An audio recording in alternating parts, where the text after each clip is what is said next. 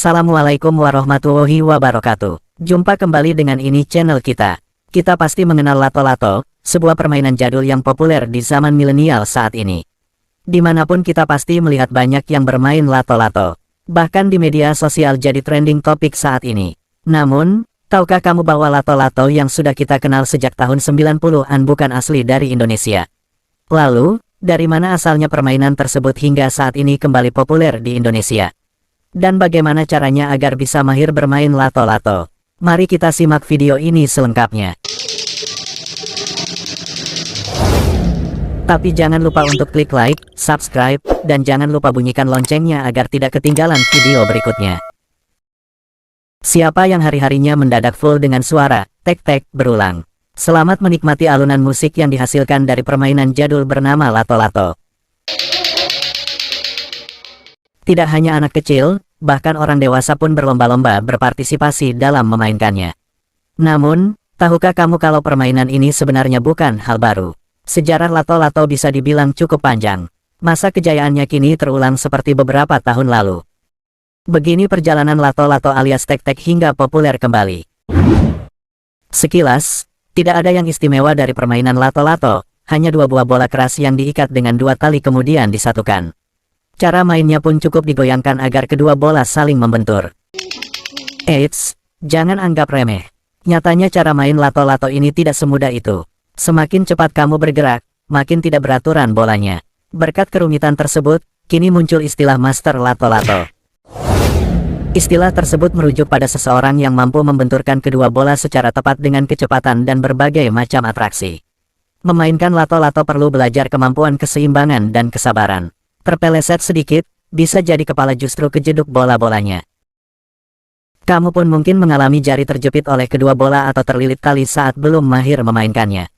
Mainan ini kembali populer setelah muncul video di TikTok yang menampilkan sekelompok anak memainkan lato-lato, bahkan ada yang sampai turnamen. Meski banyak dimainkan masyarakat Indonesia, lato-lato sebenarnya merupakan permainan impor dari Amerika Serikat. Di negara asalnya, permainan ini juga disebut sebagai clackers, click-clacks, knockers, kerbangers, atau clankers. Istilah-istilah tersebut merujuk pada benda yang sama, yakni dua bola yang dihubungkan dengan dua utas tali. Cara bermainnya pun persis sebagaimana lato-lato dimainkan di Indonesia. Ketika dimainkan, mainan akan memunculkan bunyi yang khas, klek-klek. Bunyi tersebut kemudian mendasari penamaan mainan ini. Benda ini mirip dengan bolas, senjata berburu yang digunakan oleh para Gaucho atau penduduk di Pampas, Grand Chaco, dan Patagonia, Amerika Selatan. Pada mulanya, clackers dibuat sebagai alat untuk mengajari anak-anak berlatih koordinasi antara tangan dan mata. New York Times menerbitkan catatan pada Agustus tahun 1971 yang menunjukkan adanya kejuaraan dunia clackers. Peristiwa bersejarah dari mainan ini berlangsung di Italia, tepatnya di desa Calcinatello, dekat Brescia. Dimainkan sebagai kompetisi dunia, perlombaan ini pun diikuti oleh banyak peserta dari berbagai negara. Sebut saja Belanda, Belgia, Swiss, Inggris, hingga Kanada yang datang untuk membuktikan kemampuan mereka bermain clackers di mata dunia. Permainan ini sempat menimbulkan kontroversi sekitar tahun 60 hingga 70-an. Pertama, karena suaranya dianggap mengganggu. Di samping itu, clackers juga menimbulkan kekhawatiran bagi orang tua karena beberapa anak dilaporkan terluka akibat bermain clackers. Luka yang ditimbulkan tidak sekedar benjol karena kejeduk bola, mainan clackers dianggap berbahaya karena dapat pecah menjadi serpihan tajam. Hal ini terjadi ketika anak semangat menggoyangkan tali sehingga bola-bola bertubrukan terlalu keras. Risiko ini ada karena clackers zaman tersebut terbuat dari kaca temper. Bahan dasar yang demikian berpotensi pecah dan membentuk serpihan yang terlempar saat dimainkan. Pada 1966, Food and Drug Administration bahkan mengeluarkan peringatan terkait bahaya clackers. Lembaga tersebut juga melakukan pengujian laboratorium guna mengetahui kecepatan gerakan dan potensi pecahan dari clackers.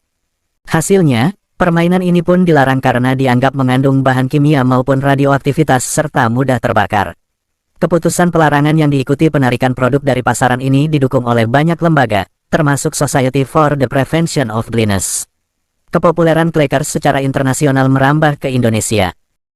Sekitar tahun 1990-an, mainan ini populer dimainkan oleh anak-anak Indonesia. Namun, meski populer pada 1990-an, konon lato-lato sudah dimainkan sejak tahun 1970-an. Bentuk mainnya pun tidak berubah, hanya saja tidak lagi menggunakan kaca temper, tetapi diubah dengan plastik polimer. Bahan ini dianggap jauh lebih aman dibanding pendahulunya. Meski demikian, permainan ini tetap berisiko pecah, tetapi dengan risiko partikel pecahan tidak membentuk proyektil layaknya kaca. Kini, clackers di Indonesia lebih populer dengan sebutan lato-lato. Sementara di beberapa daerah di Pulau Jawa, permainan ini dulunya disebut tek-tek, sebagaimana bunyi yang dihasilkan. Meski dalam sejarah lato-lato pernah dilarang, kini kamu bisa dengan bebas memainkannya. Tentu saja dengan tetap berhati-hati agar tidak menimbulkan bahaya bagi diri sendiri maupun orang lain. Berikut adalah cara main lato-lato yang aman dan cepat bisa.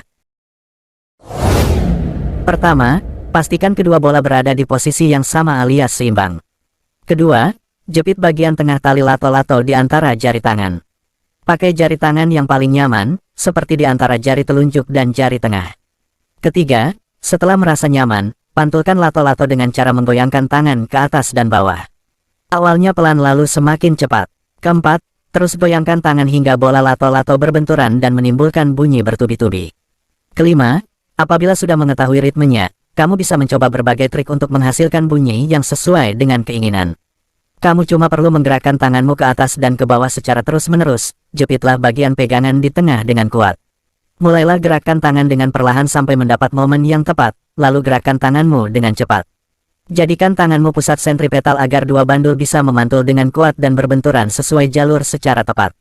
Usahakan tangan hanya bergerak ke atas dan ke bawah saja. Jangan melenceng. Saat tangan bergerak naik turun, kedua bandul akan menghasilkan gaya sentrifugal yang besar yang berpusat pada bagian tengah lato-lato. Berusahalah untuk melakukan gerakan tangan naik turun seperti membuat garis lurus. Sekali lagi, jangan coba-coba melenceng ke samping karena kamu hanya akan mengacaukan lintasan bandul. Itulah sejarah dari lato-lato dan cara memainkannya. Bermain lato-lato memang mengasyikkan, tapi bagi pemula harus berhati-hati jangan sampai kena kepala sendiri ataupun kena orang lain. Sampai jumpa di video berikutnya, salam hangat dari ini channel kita. Wassalamualaikum warahmatullahi wabarakatuh.